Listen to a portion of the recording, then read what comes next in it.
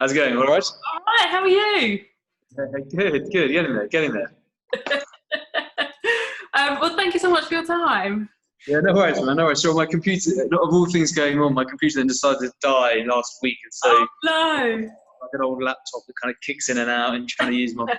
But no that's all one's right. around. How are you doing? Yeah, good. Yeah, we're getting there. Just lots of changes going on, trying to adapt as we go forward. But yeah, Yeah. how about you guys? Yeah, well, we're all right. The thing about being a family business is we're all still working here because we all live together. So it makes absolutely no difference, which is good, actually. And I've seen a couple of family businesses where the family are obviously still in the factory or in the warehouse because they all live together as well. So it means the business can sort of keep going, you know. So, yeah, it's interesting. But, well, obviously, ordinarily would have had you down to our filming studio today. But this will have to do for the meantime. So, well, thank you so much for your time. That's right. No worries. And I just thought we were going to do this anyway. I was going to get, you know, people that run family business to come down to our filming studio that Nick's built, and you know, do a sort of fireside chat with them about business and life and everything. But I think in these times now more than ever, people want to know what is everyone else doing, and because it can actually be really isolating, really lonely. There's like this mountain of information out there.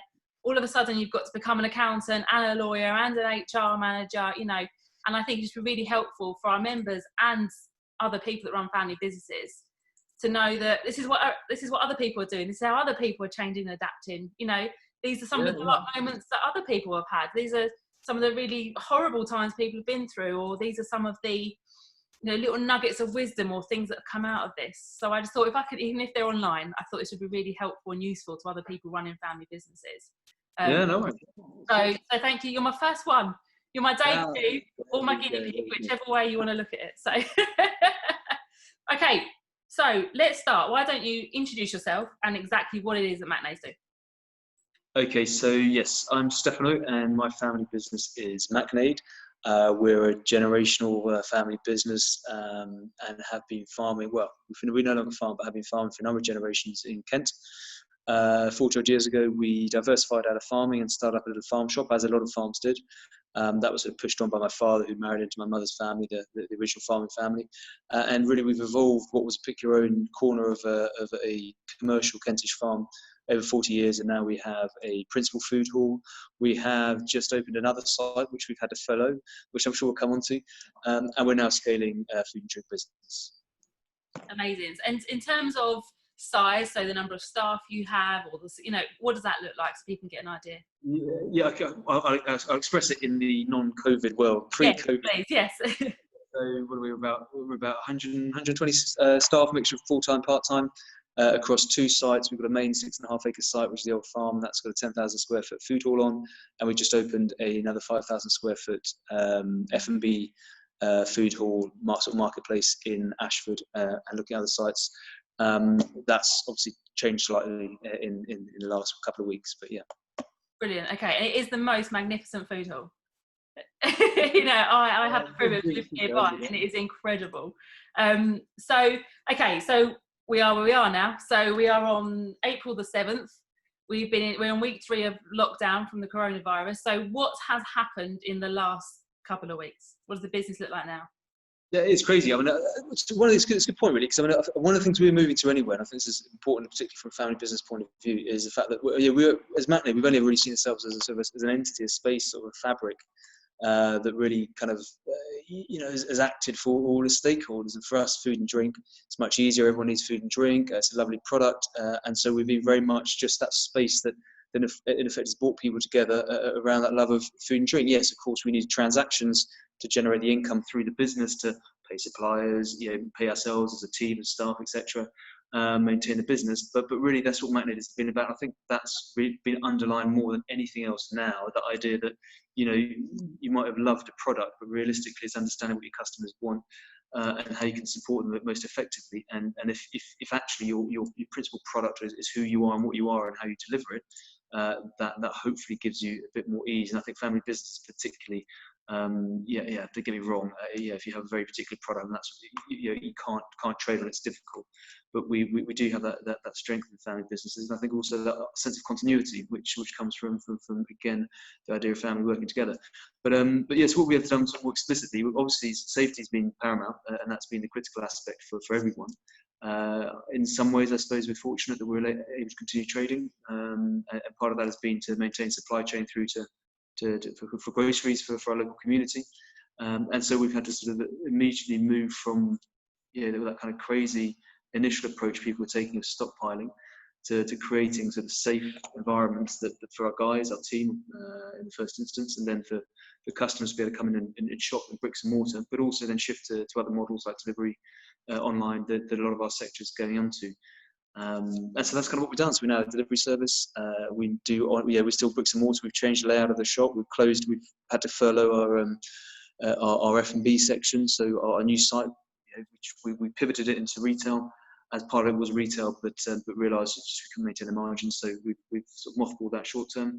Same with our restaurant on site, but we've then moved into deliveries and other bits. So the key bit is, as we're still finding our feet, is that the margin in deliveries is nowhere near what margin is in F&B. And my one concern for other businesses as well is that everyone jumped on the delivery model to a degree without really looking at what are the longer term implications. There are a lot of opportunities there, but what the margin implications, because people still want cheap product, and actually if you're doubling your cost load. But that's where we're at. So yeah, it's good. It's good. Okay, so you have gone into delivery. Yes, we have. Yep. Okay, yep. So how did that decision come about? How long did it take to implement, and was it hard or easy to get everyone on board with that?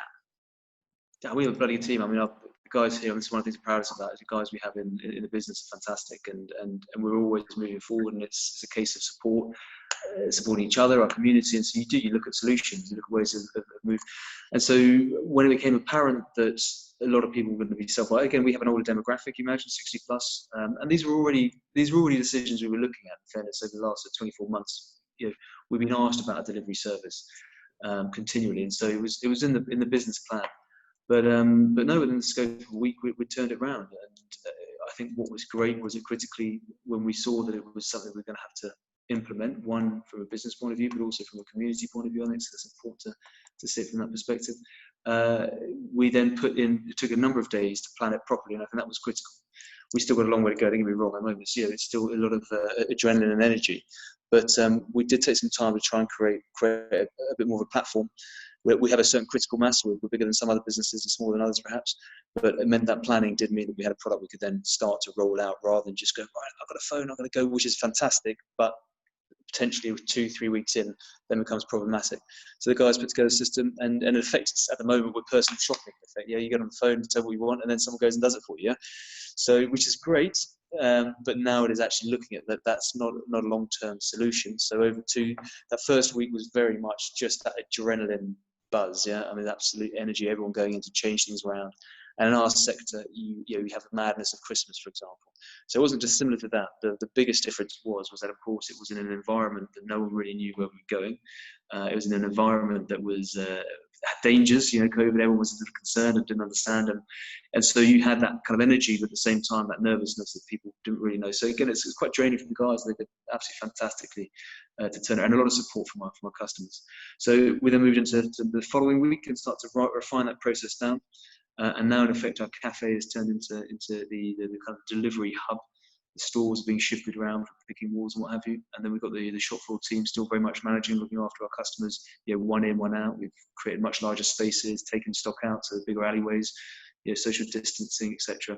And so it looks quite different. So for people who, some of our team is self-isolated, and if they come back in after 2 weeks, it's a completely different world from what it was when they left. And it's everyone's saying it. It's trying to remember that pre-COVID world. It seems like another.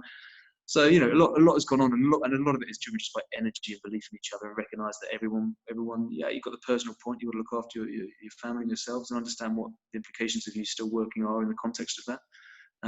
But there is also a real drive to support community, and in our case, we hope people feel pride in what they're doing, and we can create that safe environment for people. Then that's kind of what we're going to try and push on and do. Amazing. And you talked about energy there. So was there a day when you woke up and you thought, this is a big ask, this is a big undertaking? How did you feel? I mean, I know so many people wake up and they've got knots in their You know stomach. what? You know what? Right? You know what? We talk about this a lot. You know, actually, over the years we spoke about family business, and I know one of the big elements for is non-family members and succession, all the rest of it, and these are different sizes. I mean, this for me absolutely underlines that element is the fact that you can only do this through having a supportive network. Now, don't get me wrong, there'll be family businesses out there with just one or two people, and you've got to try and find that network, who those are. They might be peer groups as you're doing now, whatever else might be. But yeah, for me, it's absolutely clear the only way we're able to move forward is because collectively, as a business, as a team, as a group, as a community, we made a decision to do so. I think that absolutely, and I think perhaps the strength of family businesses is that stewardship as opposed to just leadership. So, this isn't about here and now, it's about here and now, it's about tomorrow, it's about a month's time, it's about a year's time. And that's just the way to do it. I think it's the fact that it's not a bad business decision. John, I've been in positions where perhaps we could have made better business decisions, and as a result, you then reap what you sow. This is simply something that is going to be impacting all of us, and actually it has to be seen as how we can manage it together. And hopefully get through a period as effective as we can. I mean, the government again are putting support in, and credit to them on that. And I think it's something collectively we'll have to deal with going forward. And I think that family structure that understands the collective works very well in working through this. So yeah, I mean, you wake up and go, how are we going to do this? How are we going to move forward? But I think everyone does, and to be perfectly frank, that's no different from other business experiences. Running a business, it's like anything, isn't it? I mean, for us specifically within our sector, we were already having, against perhaps it goes slightly well, I was already wanting to shift the business because people in the UK, food and drink is seen as a commodity. And it is a problem. Is the fact that part of where we are now is exactly this. People want cheap, quick food. And that's simply not what we've done. So we were already looking at how do we move people away from understanding that actually when you pay for something, you're not paying just for that product there and then. You're paying for all the people in the supply chain to actually to have a lifestyle and all the efforts and everything you enjoy. And actually, this is start to focus on this. So they're going to be, I've no doubt the coming months are going to be difficult in many ways. And we already have, we have to look at other of the team. We're going to have to follow the short term to then bring them back in. But for me, it has shone a light on the value of community networks and structures. The importance of pragmatic business that has to transact. At the same time, what value actually looks like. So we'll see where we are after this is over. It's 6, 12, 18 months. Absolutely. And do you feel like what has happened, this pandemic, has really sharpened your focus as a business and understanding what is and isn't important, what is and isn't a strength of yours? I mean, in terms of your brand, your community, and understanding exactly what customers want. You said that at the beginning. Now you really understand what they want. No, because I think that probably changes. And so for me, it has. I mean, we continue trying to work out. So what is our product? And for us, it's trust. Really, it always has been. We talk about Macknade, it's about favourite place, and just about trust and trust in our customers, believing we're trying to find the right way through for everyone. And that actually simply the product we put in front is priced at the right price, not to is a safe product. So, and it really is that element. You realise that's what people come to us for. So as a result, to a certain degree, the product we then put through Macknade it's got to be relevant for the moment. So we'll start looking at where we're delivering. Actually, can we start doing non-food items through deliveries? In the past we might not have looked at that so clearly, but actually now not just food and drink, but actually can we do cleaning products, etc. That someone's self-isolating, 70-year-old, if we can have one delivery going to them rather than 4 or 5 so I suppose it's in that sense, and actually we do that in the same context as we do with food and drink, around trust, around the product we're looking for, we're going to price effectively. So I think that has really underlined it. But I think it's, for me, it's the moment is still just getting through the cash position. I mean, that's at the moment. That's just how can we maintain as many, and I see it's part of family business's role, I think, is that case of we just become a conduit for the state, in effect, to pull cash either through the business where we trade through or down through the state, so that we can make sure that's then dispersed to everyone who needs it, so that everyone has cash as available as possible in the coming months to function. And then I think from that, at that point, it's in saying, well, what does the future look like, and how can we actually see what we've got, and that trust that we've got with our consumers, how can we really start to get them to understand the real cost and supply chain, and start to build that as a new model.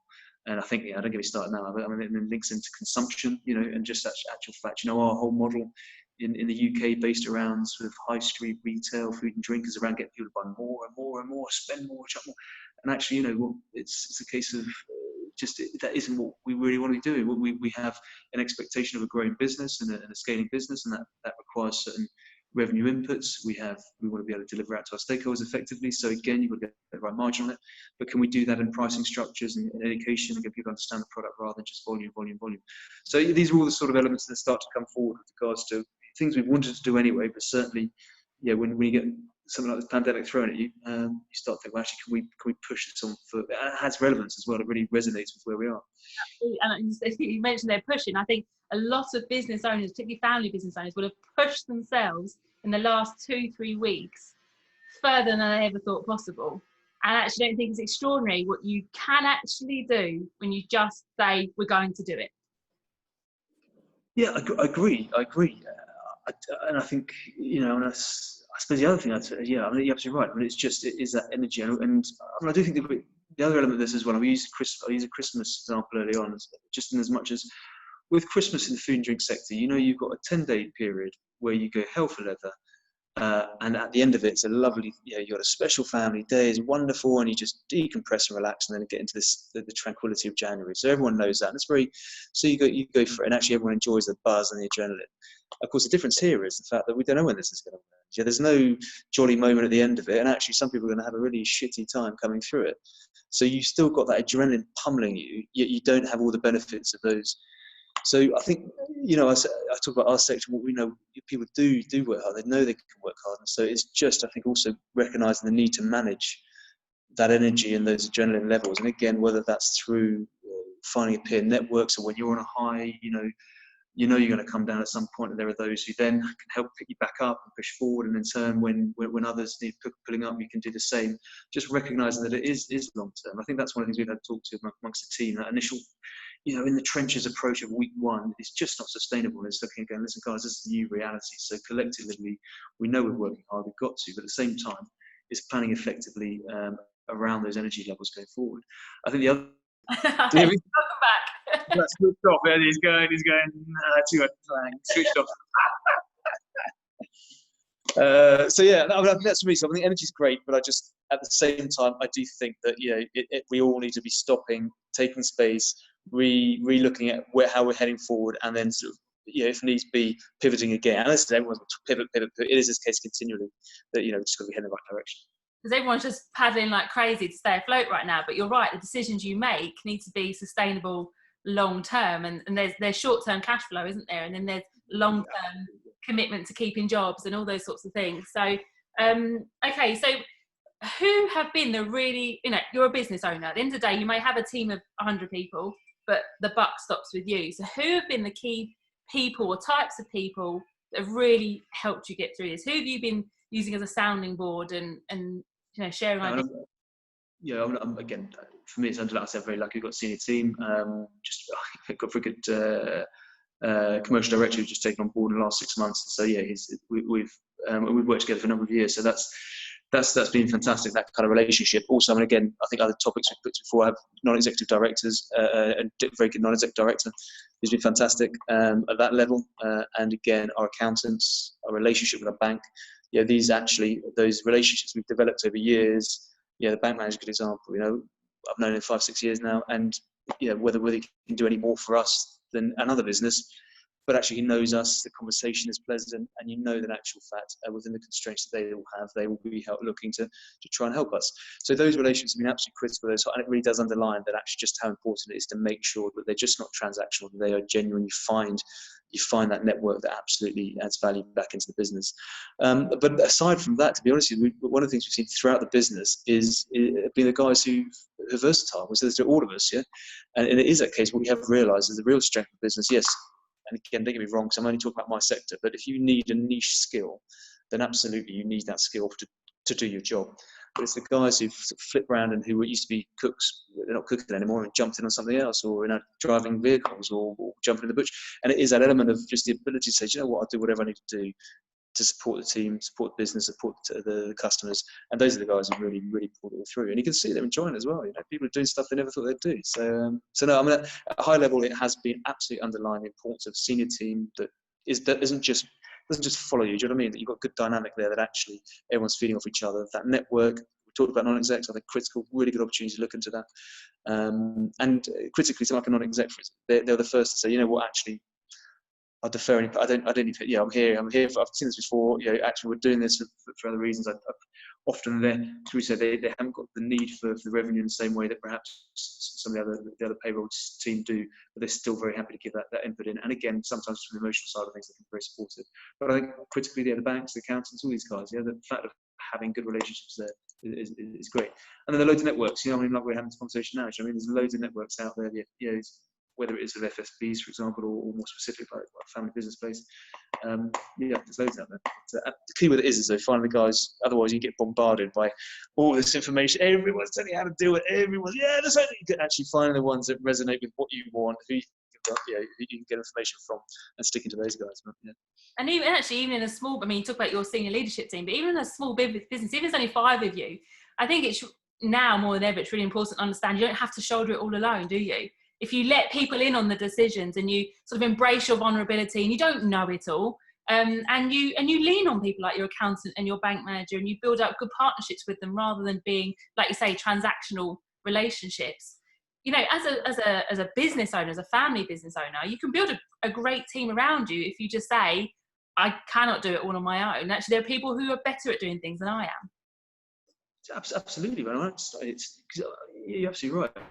Just computing the amount of information that at the moment need to be computed. I don't think it's possible for an individual to do, and that's the problem. If someone does, what they end up doing, they just take a percentage of each of the things that need to be done rather than the whole of it. And as a result, actually, in the long term, don't do it effectively. As you said, you've got a team of 5 of you there, and everyone's picking up on the bits that they need. You then bring it all in together. You look at it, right? Everyone sort of knows what they're focusing on, and as a result, you're able to deal with much more than an individual or. So I think, and that is that point, that the importance of delegation around, as opposed to just actually, I can do this and charging ahead. Don't get me wrong. There's a time and place for that. It's fantastic. That first initial drive, people want to believe that actually you're heading in the right direction. But ultimately, you need to be sharing around the workload, recognizing other people's expertise, it's much better sharing. Okay, and you don't have to answer this. How many times have you genuinely felt scared over the last couple of weeks? Do you know what I mean? Listen, I'm going to drift off in a minute. I'll tell you, and then you pull back on. I feel angry actually. Do you know what? When I come out of this, I'm fairly opinionated, an individual anyway. And I say that in the context of, things interest me, so I try and have a view on it. Not always right. If someone tells me I'm wrong, but actually, this whole episode's really angered me with regards to and I think we can do this now, kind of talk high level of humanity, society, and all the rest of it. Is the fact that we've got to this position where we're actually looking at it, what are we actually doing, And it's not so much that fear per se, because we've been. I think this is part of it. It's one of. Sorry, I'm digressing, but we talked 3 or 4 years ago. I was looking to raise capital. It's in every business, always looking to raise capital. And we kind of did a round of banks at the time, and one of the bank managers made this point, and they said, you know what, when we look back at who we lend money to, the ones that are successful are those who have some experience in their senior team through hard times, etc. And it seems obvious, but I never really thought about it. And so over the last sort of 5-6 years, we've had a couple of dips where we've really had to pull ourselves up and sort of change direction. Some of them are our own faults, others like this. So I find less and less being fearful, because I think that as a business, and I certainly think I try to myself, is that we'll always make the right decision. We'll make a decision for the right reasons. Now that may have implications for people, but if you make it for the right reason, then this for us, it's for Macknade as a whole, for the business as a whole, and the more people who can benefit from it, the better. Then unfortunately, sometimes there are going to be difficult sort of specific elements that decisions have to be made around. So I don't fear so much in that sense. But I suppose it's more, there was an element of anger. We're just saying, well, Jack, do you know, when we come out of this, we're going to start kicking doors down and really making a noise about things we believe in, not just nudging people in a certain direction, but actually, do you know what, this is what we believe in. If people don't believe in it, they could do something else, or they're going to follow us. And that for me is really the direction now, is actually, 6, 12, 18 months, we believe in a certain way of doing things. And we could be held to account by it, and we might change direction when people give us new information, but we're going to start shouting louder. I suppose that's more that sentiment that I've had. I suppose the other element has been the frustration, I guess, is the fact that all the qualities we're seeing now of the team coming together and building, it's so strong and powerful, yet we're unable to really let it loose because we're trying to get through this kind of COVID period where we're kind of cut costs and manage costs. But you can see the strength of the business just bubbling and waiting there, and just hope that we can get through this short-term And I think that's a frustration for a lot of people. Really, it's showing a lot of the weaknesses, but also on the strengths of businesses. But unfortunately, we don't. We're in a period where we can't charge ahead with those strengths and just hope that everything we do now and wider as a society into the 3, 4, 6 months will allow us to really push ahead. So yeah, so it's not so actually. It's just that case. I actually get to see it. Actually, what it is a genuine case of sitting here going, do you know what? We've been looking already. We started to shift stuff around when we talk about for the last 24 months, and when we come out, I start pushing hard and actually, looking to change how we. So I think how we do exist and how we operate. Absolutely, so it gives you time to reflect on those things, and also you're right. If you see your team, rise into the challenge before your very eyes, and you think, where has all this been, and now you can harness it. How exciting is that for the future when we come out the other side of this? Absolutely, yeah, no, and I think that's absolutely right. It does. I mean, you get after the first week you go around thanking everyone and telling them how proud you are. The second week you carry on, but it's reality, isn't it? Every day you're there, like, I can't believe what people are doing. It's incredible. But it kind of comes the norm, and so it is. It's making sure that people do understand that the team do realise that how valued they are, and it doesn't go amiss what they're putting in, and the same with customers, etc. But at the same time, it starts to become the norm. Which is, I think that for me is a key part of it. Is that everyone does they just. This moment is captured in 12 months' time, 18 to 24 months. We can return back to this period and say, do you remember? Just remember what you guys did. Everything we're doing now all reflects back to what was done back then. It's incredible, and it's important. So the hard stuff. You opened that new site in Ashford. You were literally just opened the doors, hadn't you? What, a couple of weeks, months?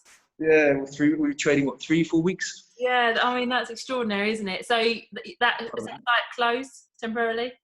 Yeah, so what we do, again, guys, so it was predominantly F&B. So retail's obviously our core business at the main site. And then this was a new model that we're looking to sort of scale up elsewhere as well. We had a lot of interest in it.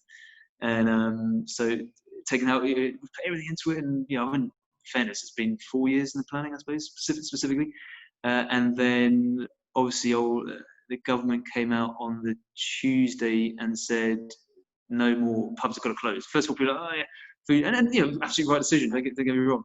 And so 70% of what we were doing was F&B, so that had to close. We obviously were retailing as well, so we said, right, okay, let's put it all into retail so we can pivot that around, and because it's quite a big area, so we could do it in a safe manner. And the guys really went at it. A brand new team. They went at changing the model around, but again, we had overheads that were geared into F&B, which is a very different margin from retailing.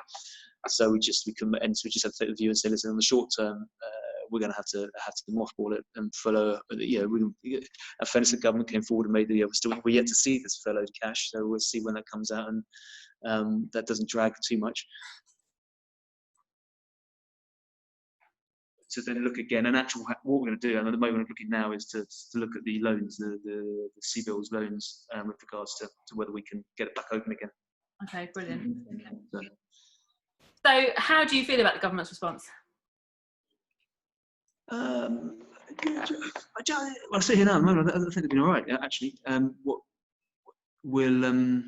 think there were some great statements made at the front end of all this cash. Of course, the reality was always going to be that that's just not going to be available in a way. And, I can only talk from my own point of view, and I don't want to be flippant because I know there are going to be a lot of businesses being burnt and badly hurt, and some won't recover from it. And I'm sorry for that. I suppose at the end of the day, it's taxpayers' money, so it can't just be chucked around. And as is always the case, there are going to be people taking advantage of this. My biggest concern for us now is the fact that we've got a fairly good run at it. We're trading, so is the case like with the furloughed stuff? If that cash isn't made available, it just becomes a cash flow issue. And having made that statement in the first instance, 2-3 weeks ago, it's fantastic. But again, they were talking in April. It's probably not going to come in April. Started here, it's not going to come till June. And you're looking at 2-3 payrolls. Either people don't get paid, or we pay it over. But it causes. So the noises are right. At the moment we're still seeing any money to be processed back out. So I hope that does. We've got a loan. We're applying for a loan. We'll see how effective that really is. But I think they've done all right. They've done all right in the first instance. I think we've still got a couple of weeks of fairly ahead of time. But for me, the bigger concern as well, though, that's not true. The concern is here, but it's going to be the ongoing economic situation once we come back out of this. And I think that's actually not just the government, but the political class, seeing how they act and support what needs to occur over the next 12, 18, 24 months. That's going to be interesting from my point of view. And so, yes, there's a here and now. We need cash in, get cash to people so they can live, critical. But it's then how do you start to rebuild those jobs, the community, the society in and around previous businesses? And that's going to be a key part of it. And don't you think there has been such a huge spotlight now on the power of community? I mean, I've never even appreciated it anywhere near close. And then you find out that over 1 million people have volunteered for the NHS. There are small local pubs now delivering to vulnerable elderly people in the communities. And I just think, we talked about earlier about, there are really dark moments, but then there are some magical things that come out of this. And the power and the strength of community is one of those.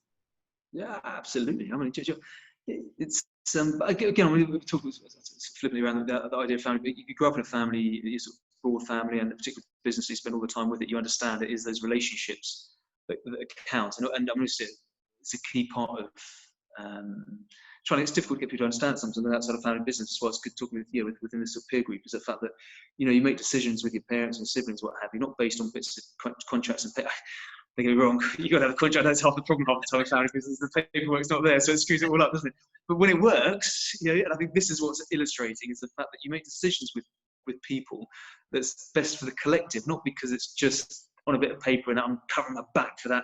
And I think that's what's coming forward, is the fact that actually, if you can create those spaces whereby everyone, some people are going to lose in the short term sometimes, but collectively, and others are going to gain, but collectively, we're all moving forward, trying to help each other out, not just today, tomorrow, but continually. It's a much, much better place to be. And then you start to look at what's value really mean. Does value mean the cash in my pocket, or does it mean those moments I spend with someone, or that the fact that actually I get quite a glow from helping someone else out, and actually is that wrong if I feel good about the fact that I've gone and, well, no, because everyone's better. I think that, and it is that element of it, and I'm sure there's we'll slip back into some of our bad ways when this is over. I'm sure that a lot of this has changed pretty much permanently, and we'll certainly see it for ourselves. As a business, we'll see how that's embedded. Don't get me wrong, with food and drink, so that community aspect is critical from a pragmatic business sense. But it's just where you want to live, isn't it? I mean, that's the point. Yeah? And the clue is in the name of family business, isn't it? It's family, really. I know it sounds cheesy, but every single person now, whether they're furloughed, working in isolation, running a business on their own, family is the single biggest thing that matters right now. When your health is at risk, it's the only thing that matters. And I think the family business is a vehicle and a mechanism to be able to provide good, stable local jobs, to provide an income. I mean, you've got a family, and all of your team. But now that's what I really appreciate. I think, and we were talking about this already prior to COVID, right? So we knew this whole discussion, a lot of opportunities because it's the nature of what we're doing, but was regeneration of bricks and mortar retail. So this is going back before COVID. We were seeing that the hospitality sector was under real strain, cash and dine, all the rest of it. A lot of empty space on the high street, and I'm a great believer that whole that idea of a family, it provides a sense of ballast if it's dealt with well. And there are words like that, stewardship, and the idea that you're not for the here and now. You're trying to create space that everyone can benefit in, and actually you're looking on the longer term, and as a result, that there is a gain there for everyone. And I think again, this whole coronavirus has just sort of focused that again, underlining the importance of relationships, not just return. What's the stakeholder as opposed to the shareholder? Again, is absolutely prevalent. What do people need? What do people want? And you're right, the family business is the perfect structure for that when it works effectively. So don't get me wrong, when it doesn't work effectively, it's a terrible thing. But when it works effectively for everyone, for the whole family, and that much broader stakeholder group, it's perfect. If it's just about individuals and what they're getting from the family, then as with anything else, it doesn't work. But no, and again, it gives continuity. For me, it's always that point. People feel safe if they genuinely believe you're trying to achieve something on the longer term. They want to bring everyone along with you because that's your part as well. Then there's that sense of trust and security that comes with it. Absolutely. Okay, so I'm going to finally pick your brain, some words of wisdom. There will be family businesses out there who have weathered world wars and other global crises, and there will be family businesses who this will probably be the first very, very tough thing they've had to face. You've had highs and lows, ups and downs. What words of wisdom would you give to people out there today who are thinking, I don't know if we can make this through, I don't know if I've got this in me? To be honest, in the first instance, and we've had quite a lot of this from people in self-isolation. I don't want to let the team down, and this is one of the things we try to get across right from the start. Do you know what? If you don't want to come in, you don't come in. That's it, bro. I think there's a valid point there with businesses. You know what? If you've got a business and you've been flogging it for how many years? If you don't want to push ahead with it, why push ahead with it? Yeah, and there's that's shit that's honourable. Do you know what I mean? I think this is always a frustration for me as well in our peer group. Sometimes is the fact that people, I've got to push on and crack. Well, no, maybe now's the ideal time to take a step back. You're with your family, with your friends, look around and say, actually, you know, what's important for me in my life? I don't want to do this business. I don't want to carry this business. Yeah, and I think that's that in the first instance for me because there are some big choices that are going to have to be made going forward. And if you're not in it completely, I would step away from it personally. I do have to think about myself sometimes, yeah. But yeah. And I think that's a key part of it. And then from then it is that element. All I see, and I think again we're quite different because we're food and drink, so we are quite everyday needed. It's a lovely product, but it is we just create a fabric, really, don't we? And it's just you're always trying to find different ways of describing it, but we will come out of this low level, and it will be painful, and it might not be as dynamic for some people as it had been previously. Some of the opportunities might have been lost, but there will be new ones that come through from a business point of view. But that sense that you're able to create something that people draw strength from, I think is hugely important. And as long as we're able to support each other coming out the other end to make sure people are able to eat and drink and have some sort of socialising, then I think that's a good place to be. And I think the family businesses really, however small or large they are, provide that fabric to allow people to engage in that sense. And then, yes, opportunities from a business sense will come or go. But for me, that's what I draw strength from. Because I know that people rely, not on me per se, but simply what I reflect as a generational family business that's been here before and will be there again. And so everyone kind of draws a strength from that. And that's not me, it's just what we are as Macknade in this instance. And I think that for me is hugely important. And it's just underlines that sense of human relationship. And that's, yeah, otherwise, point, you know, what do we do? Do you know what I mean? We could all go and sit and live in this cave and try and hunt and gather. You know, this is the whole point of it. You sit there going, well, what's the point of humanity? Yeah, the point of it is that, you know, we've created these relationships amongst ourselves to try and find, I don't know, a high level of existence. And that only comes about if we're enjoying it, able to feed off each other. And I think that's what family businesses do really well. They create space that people can enjoy that relationships. And yeah, we transact, but actually it's just, you know what? It's a space we come and interact, and we don't get on always. We get on other times. We find out about ourselves, and it's just creating that space. That's what I draw from it. God, you're inspiring, Stefano. Politician.